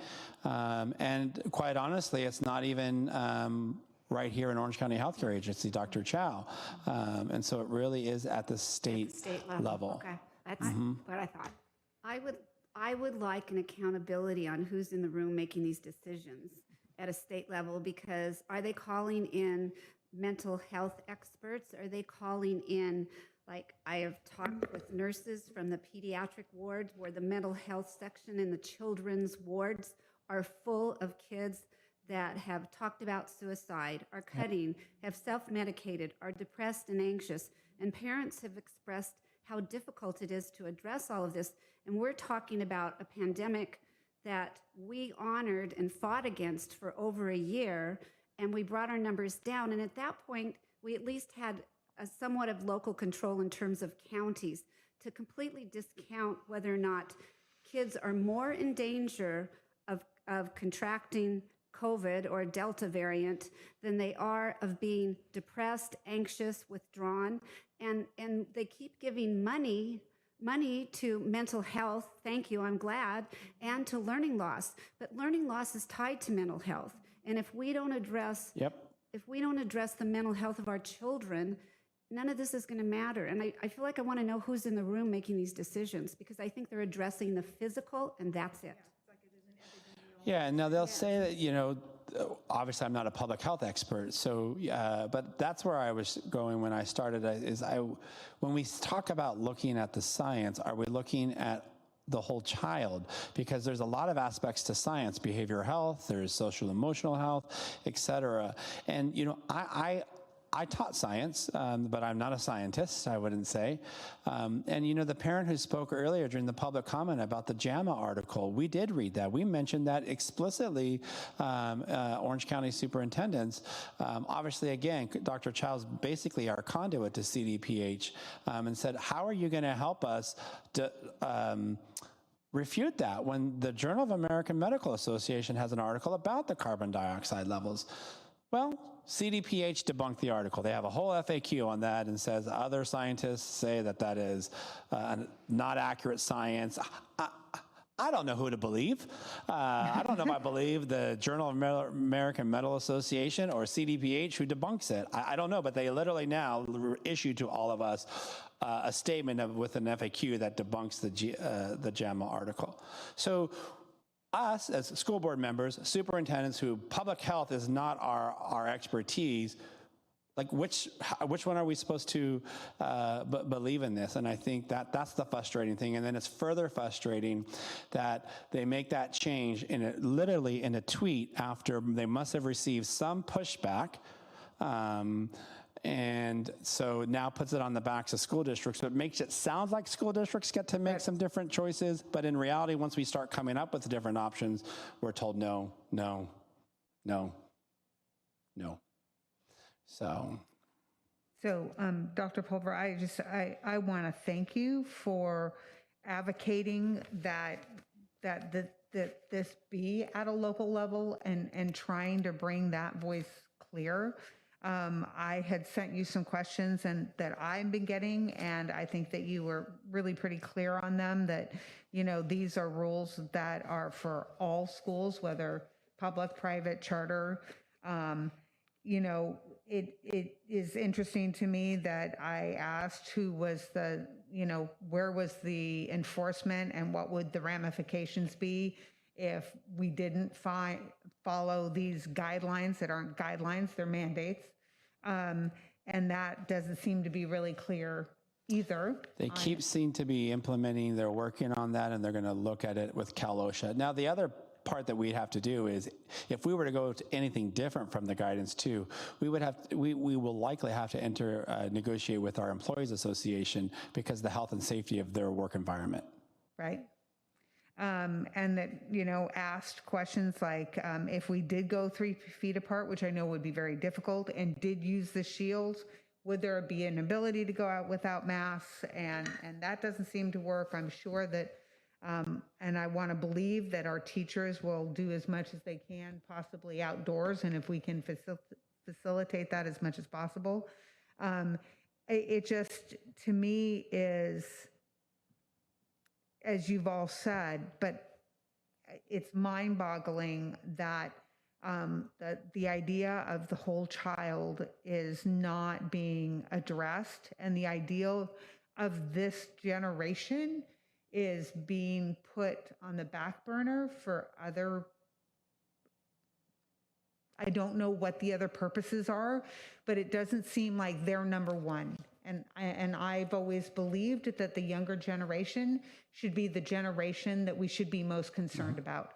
And what we're going to have with educational consequences, and granted, I don't have data, but I have a lot of anecdotal, stories from parents and talking about development, talking about emotional development, talking about also verbal development and communication development, and all of these things that just don't seem to be addressed at all.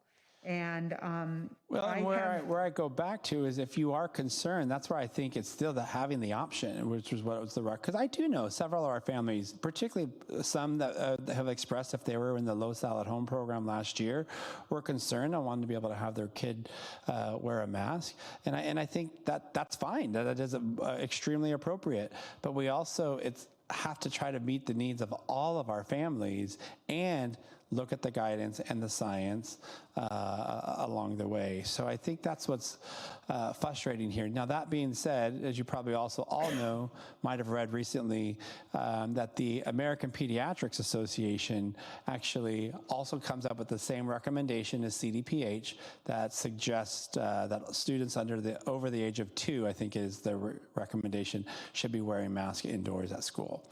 So they do have other layers of pediatrics, and I don't know why I think last year the pediatrics was against, well, they were certainly against distance learning, I thought. Well, and also, so- I mean, I know teachers that are in other states, and their guidance is nothing compared And that's to because this. the guidance is a state level. It's not a federal level. So that's why you can see some states have different reactions to this. They are not bound by the guidance of the CDC that says 3 feet and mask if you're unvaccinated, et cetera. So states get to create, in the United States of America, public health laws are under the jurisdiction of the state. And I think the whole pediatrics report on making this blanket statement across the United States that masks are good, once again, I don't think that they're addressing the whole person. And the other part of it is that the worst cases are in the states that have the least restrictions, and yet we're punishing our citizens and not giving them freedom of choice. It's so frustrating. I can't imagine our little ones learning facial cues, learning how to respond to people. Like you said, you hit the nail on the head with nonverbal communication with a mask on. And that's going to impact, when they talk about the kids that were in Russia in orphanages, they never recovered because they weren't held. I think there's going to be long-term damage when a first kindergartner or first grader doesn't see his or her friend smile, or, okay, they can say it's out on the playground, but what about those 6 hours? For close to 6 hours, a lot of our students are going to have masks over their faces. I personally think everybody should be writing letters. There's been such an uproar about critical race theory. I think that people need to stand up and say, why can't it be local control? Because which is the greater threat to our child? That's what I'm going to ask them. What is the greater threat to the children in our district? COVID or denial of interpersonal relations?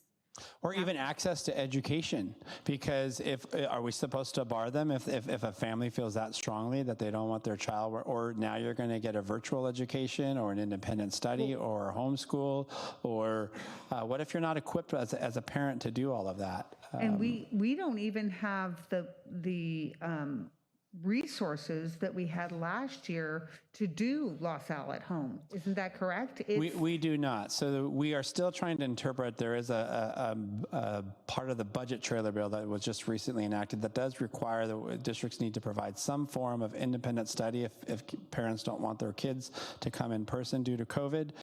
But it won't be LaSalle at home, and it may be that we would have so small of a number where they say you can also contract with the county or release them as an interdistrict to go to another district, because because it requires the same amount of instructional minutes. It requires daily, it's not true independent study that's been used in the past. It requires daily live instruction by a credentialed teacher within the credentialed subject area. So we're trying to unpack what does that mean for us and whether we'll be able to implement something like that. Our numbers might be so few that we may have to contract out and they'd have to go through another agency. We don't know yet. We haven't decided yet. We're still studying it. When you ask the questions, when they address drama and band, and you ask about choir, I didn't get a chance to ask because I actually saw that as I was preparing for this presentation. So when you do get a chance to ask, can choir sing outdoors without masks? We need to give these kids freedom. They need to be singing. Can they sing outdoors if you can do sports outdoors? Right now, because it doesn't say it, I'm going to assume yes. Okay. So until someone says explicitly against it, and remember, that's why I literally quoted, I'm going to go back, it says for band and drama. And now, might they include show choir or music? I would not necessarily be surprised, but they didn't use the word, so I'm only going to go off of what they've written. I didn't write it. And they haven't done anything for athletics. They've given no guidance for athletics either. No, we assume it's just the same guidance that's already pretty much there. And now it's, if you're outdoors, there's no social distancing and there's no mask. So really, that is the guidance. I mean, that's the same for all the public right now. Right. There is guidance for like what they would consider a mega event of 5,000 or more. As you all know, like Disneyland or having a concert or something to that effect. I have inquired about back to school night because Weaver Elementary has back to school night. I think it's middle of August, August 12th, August 15th. I don't know the exact date off the top of my head. And preliminary, I've been told that if no students are present, well, I haven't seen a single back to school night that doesn't have kids present, that if no kids are present, then if you're vaccinated, masks are optional. If you're unvaccinated, masks are required because it's indoors typically. If kids are present, then masks are required by all. But I don't know what that means. What if the kids are outdoors? Typically, in most of our schools, when we have back to school night, the kids are out on the playground playing basketball, doing other types of stuff, and the parents are in the classroom with the teacher, listening about back to school night. So I don't know. That's another area that I've asked to get some clarification on. What if students aren't in the room? Is it about the presence of students? But again, you know, it wouldn't be uncommon to have a parent with an infant. You know, because having to be in the classroom, listening and attending to back to school nights. Isn't a student though. Well, they're under 2, but you might have a 3 or 4-year-old. Yeah. So I don't know. And I think that was also a really good point that you made, and I appreciated that if there was some huge direction that we tried to shift or go away from, and that we would still be tied to having to have that conversation with all of our employees, which I understand. I mean, it's our obligation to keep them safe as well, but we would have to get cooperation and to move in that in a direction that doesn't seem possible at this point in time. Okay. I'm assuming that volleyball and basketball, because they're is inside. Indoors, would be the athletes are going to have to wear masks in our hot, sweaty gym. Don't know yet. So I don't know if that's what they mean by including activities. You know, when you look at the guidance from the statement from Orange County Healthcare Agency and the Orange County Department of Ed, they say, but again, that's about outdoors.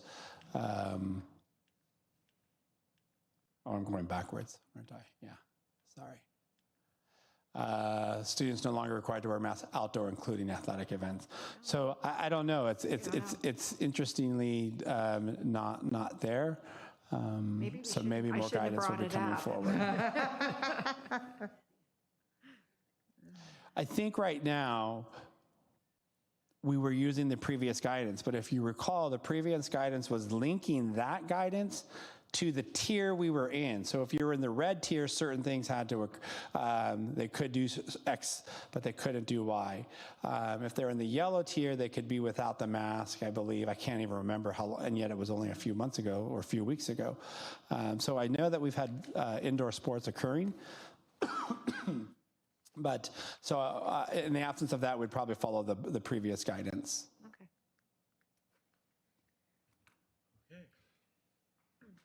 And I appreciate you getting something out to our parents as soon as possible. And I think it's a great idea to link the PowerPoint and the presentation so they can get more clarity as well. Yeah.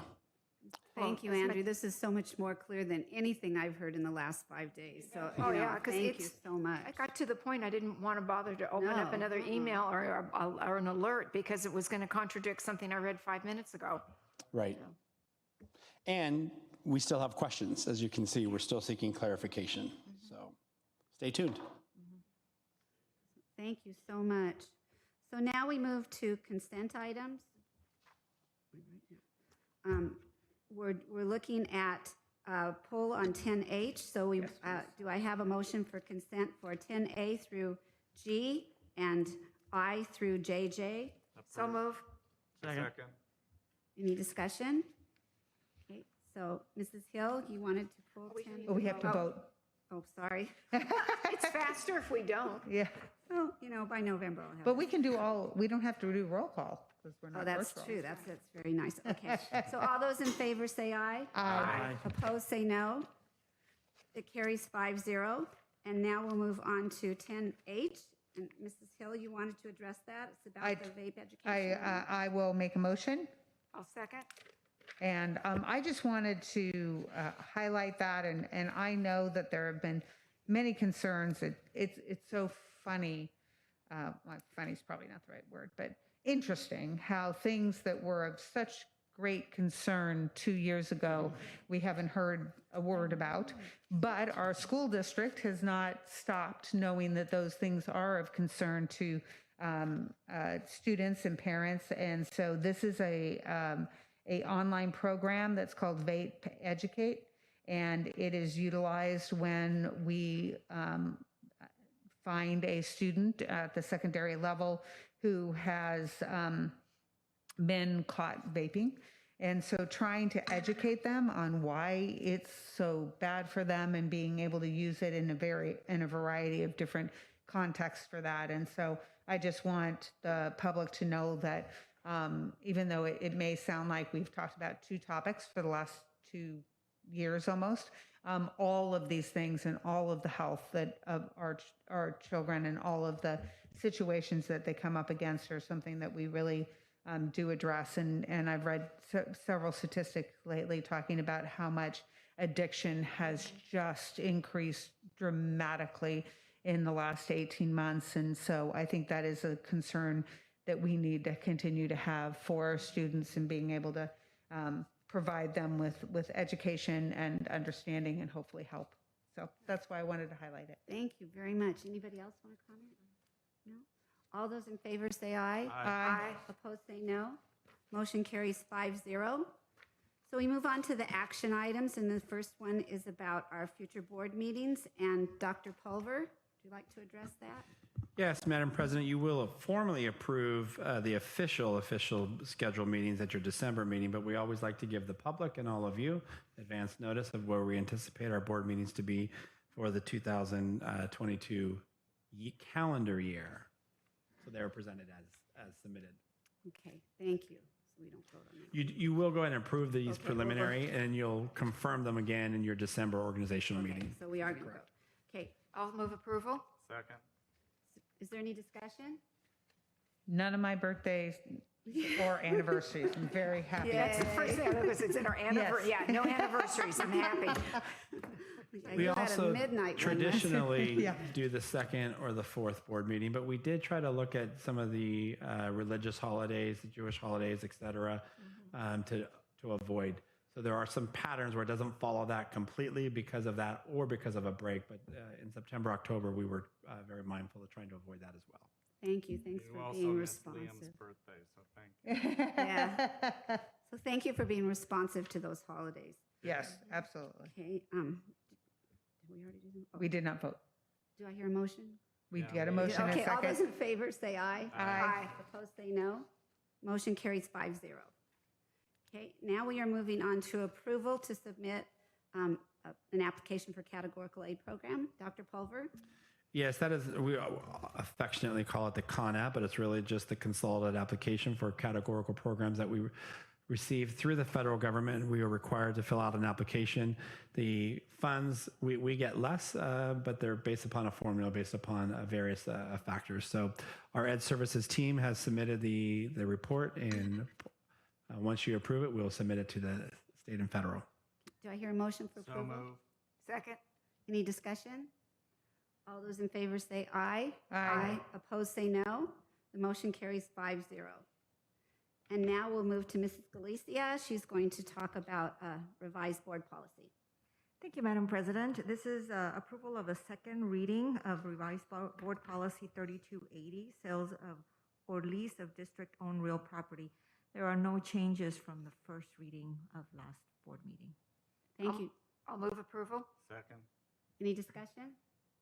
All those in favor say aye. Aye. Opposed say no. The motion carries 5-0. We're going back to you, Mrs. Galicia, for another reading.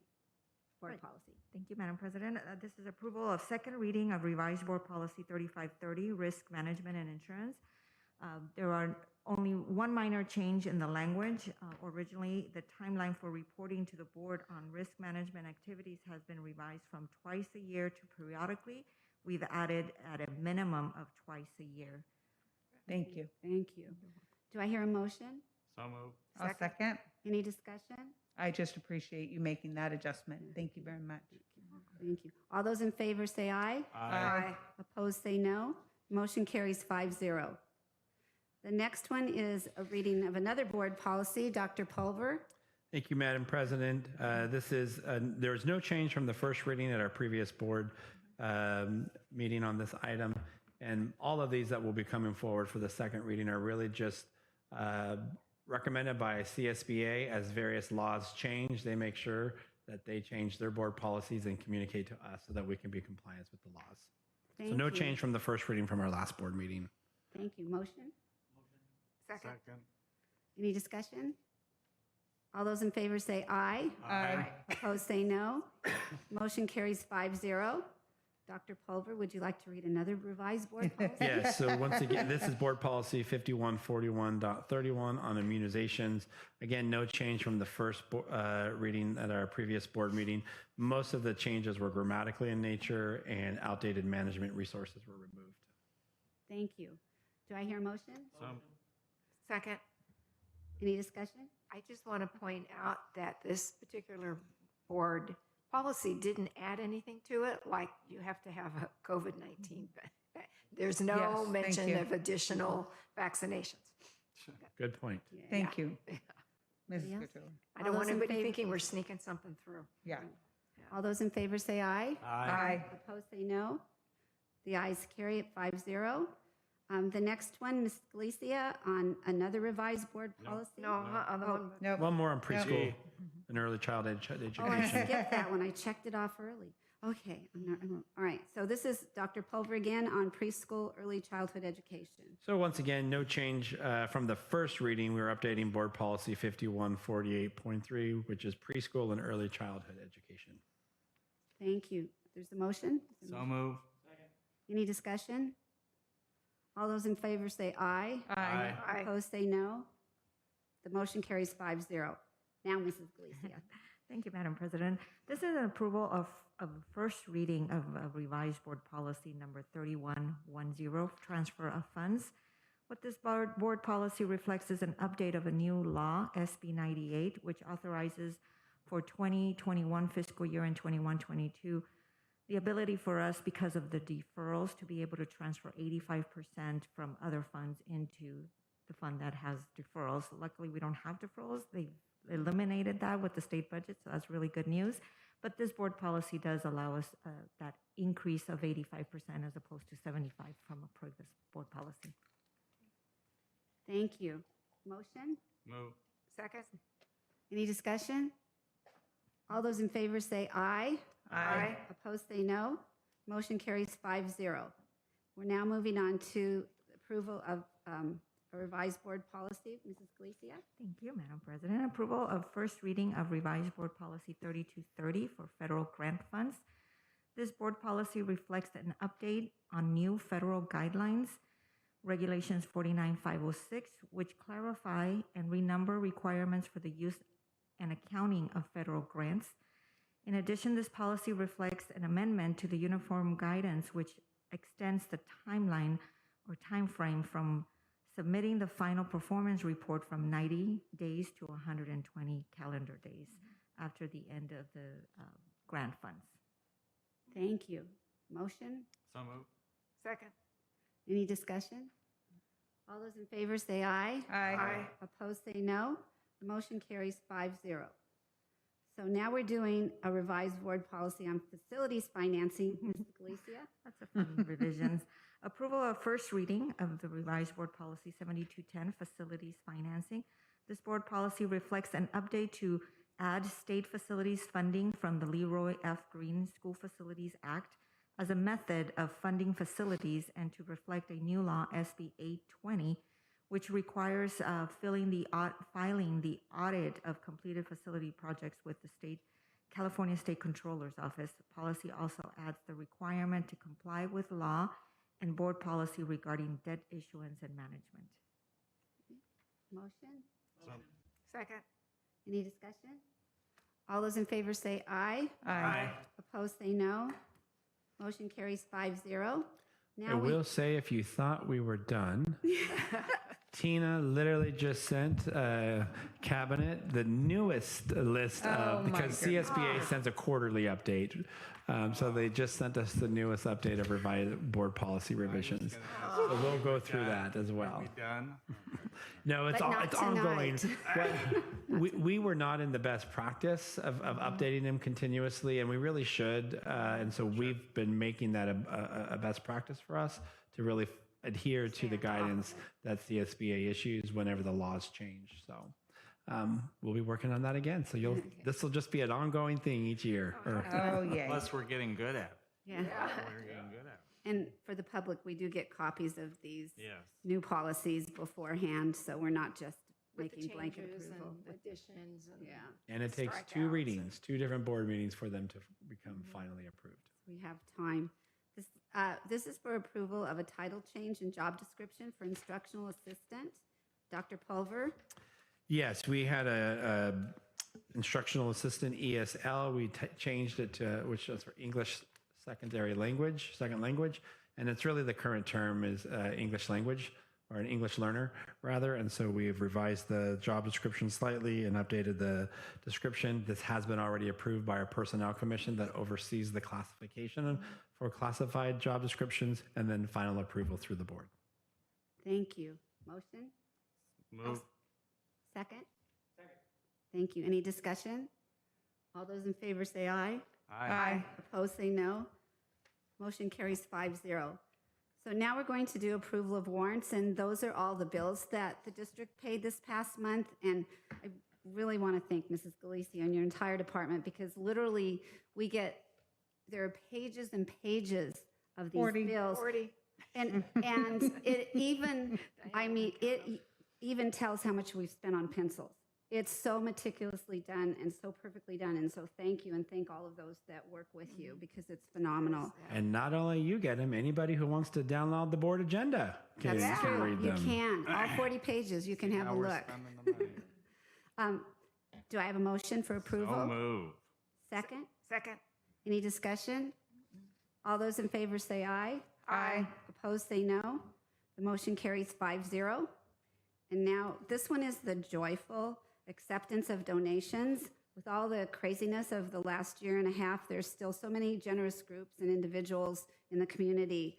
So you can see we've had donations from Lee PTA, McGaw PTA, the Women's Club of Seal Beach, and Friends of Weaver. Some very large amounts of money, but whatever anybody gives to support our kids, we are deeply, deeply appreciative of it. So this month's donations, $95,789.33, and year-to-date total, $95,789. 33 cents. Isn't that the same thing? They're the same Yeah. because we start fresh in July, and this is our only board meeting in July. Wow, that's a great start. Yep. That's an That's unbelievable an amazing start. So Well, thank you so very much. Do I have a motion? So moved. Second? Any discussion? Yes, I actually want to say thank you to our parent community because we had two really large donations from PTAs at Weaver and McGaw. So thank you to our parent community. I'm assuming they're setting stuff up for our next school year.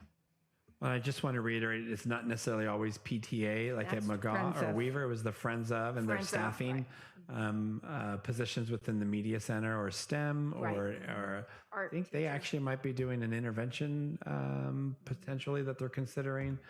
So That's yep. what I was thinking. They were personnel. All for kids. It's So very thank wonderful. you. Thank you, parents. Thank you. All those in favor, say aye. Aye. Opposed, say no. Motion carries 5-0. The next one is our personnel report for classified, certificated, and administrative personnel, and Dr. Pulver is going to speak to that. Thank you, Madam President. The one change of what there is a revised administrative personnel report. There was a correction that we had to make on the report. So you do have the revised one in front of you. We'll just want to make sure that as you take a look at that, the approval is for the certificated personnel report, the classified, and the revised administrative personnel report. They simply reflect the personnel actions, the hiring, and if anybody retired or promotions within our school district from our previous board meeting to now. Thank you. Do I have a motion? So moved. Second? Any discussion? I'd like to congratulate Eddie Carter-Marsh for becoming an assistant principal at the high school. Yes. Yay. We second that. Way to go, Eddie. Yep. Anybody else? No, that's great. All those in favor say aye. Aye. Opposed, say no. Motion carries 5-0. So as we come towards the end of the meeting, we have communication in which board members can share. So, Mr. Fayette, would you like to start? Just got to take hopefully everyone else got a chance to have a little bit of a break and a breather. I got to go visit my family back in upstate New York and got to enjoy the 90-degree weather with 90% humidity Oh, and then 14 straight days of rain. Oh. Yeah, I don't miss it. Just hope everyone gets a chance to reconnect with family and friends and get out and reconnect. Mrs. Cattouli? okay, thank you. First of all, I'd like to point out on our consent calendar, we had a lot of technology programs as supports for our students. And one was like the Edgenuity, there was RAS Kids, Vocabulary, AZ, a bunch of different ones.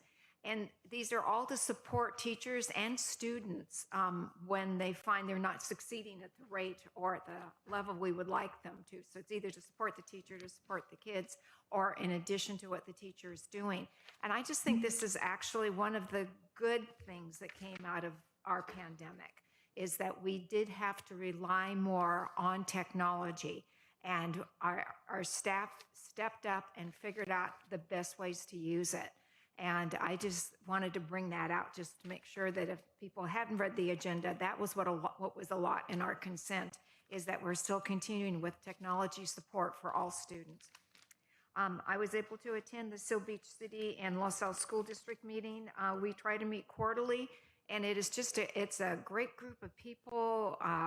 We have shared interest, and we're all working for the betterment of each organization, and it's a good group to get together and to talk, and they're very accommodating, and they hired another crossing guard for the area around McGaw, which I thought was fabulous. So thank you again, City of Seal Beach. And then the other thing I want to talk about is the RLP meeting that I went to last week. And it's North Orange County Regional Occupational Program is celebrating its 50th year, so that's going to be kind of exciting this year. But one of the things that we were able to do with our Cal grant was, I'm sorry, we had a party foul over here. Anyway, they were able to buy systems that are for, I'm trying to figure out a way to say this. Okay, they are e-vehicles. They're actually a regular size car that is in a kit, and it's an electric vehicle. And so it's a real emphasis, obviously, on electrical engineering because that's what the e-cars have, is all the electrical parts to it. And it is set up in a kit so that our students, we have 5 auto programs within ROP, and all 5 of them are going to get their own kit, and they will be able to learn how to wire, troubleshoot, put the car together, and get it moving, and then take it apart, and the kids next year will be able to do the same thing. So I just think that is really exciting, and our automotive program goes right into certificate program at Cerritos City College. And they actually use the same kit. So I think our kids will be way ahead of that. And then we also did pass our priorities for this coming school year. And besides, reconnecting teachers to students and supporting everybody and trying to get over the pandemic in every way we can, one of the emphasis that we're going to look into to start is cybersecurity. It is one of the foremost areas for job placement in the United States and probably the entire world. And you can get certificates and a specialty in cybersecurity. So we have a lot of different computer programming, whether, it can even be with animation or whatever, but we're going to really start researching and so that we can develop an outstanding cybersecurity pathway that theoretically will lead to a certificate that a student can have when they leave high school. So I thought that was great news. And that's it. Sorry. Usually it's me. Only it's something with color stickiness. Mrs. Hill? So a couple of things. I had the opportunity to be in the Seal Beach meeting since Mr. Fayette is usually the lead for that. I'm with Mrs. Catulli, but he was out of town, so that was a nice opportunity for me as well. And then attended a budget workshop virtually. I also got the opportunity to stop by the softball field for a little bit and watch the girls in our female softball team in the state championship. And so I know that Mrs. Davidson was there as well, and that was very exciting. I went to, not a happy time, but I went to a memorial service for a gentleman named Mark Berger, and I have known him and his family. Our children grew up together, and his son, his youngest son, is now a teacher for us over at Oak Middle School. So it was an opportunity to just share my thoughts with the family. And Mark is a very interesting fellow. He had worked at Boeing and had retired young and then followed his passion and became an incredible artist. And so his home was full of art, and what an incredible legacy to be able to leave. And so that was Sunday afternoon. And then I just really quickly, we get a year-end report, and there's so many things, but there are highlights. There's been so much, and I think that many may have forgotten some of the amazing things that were accomplished by Dr. Pulver and by his staff this year. And I just wanted a couple just kind of popped out at me, and I just wanted to remind everybody, because I certainly enjoyed I certainly enjoyed the remembering that there was a lot of really amazing things that were done. And so one is mental health awareness and how that has really become such a strong hold in what we're doing, and reducing stigma for students and mental health disorders. We also opened 2 wellness centers. A very joyful thing, we provided in-person end-of-the-year events, promotions, graduations, and proms. And I'm not sure I would have thought that would have been possible at the beginning of the year. For some may not understand, but it's very important with our bonds that we have maintained a strong credit ratings with Moody's during the year. Thank you very much, Ms. Galicia. And we safely returned students to in-person instruction in fall and throughout the complete year. We also had an amazing LaSalle at Home program that I know really,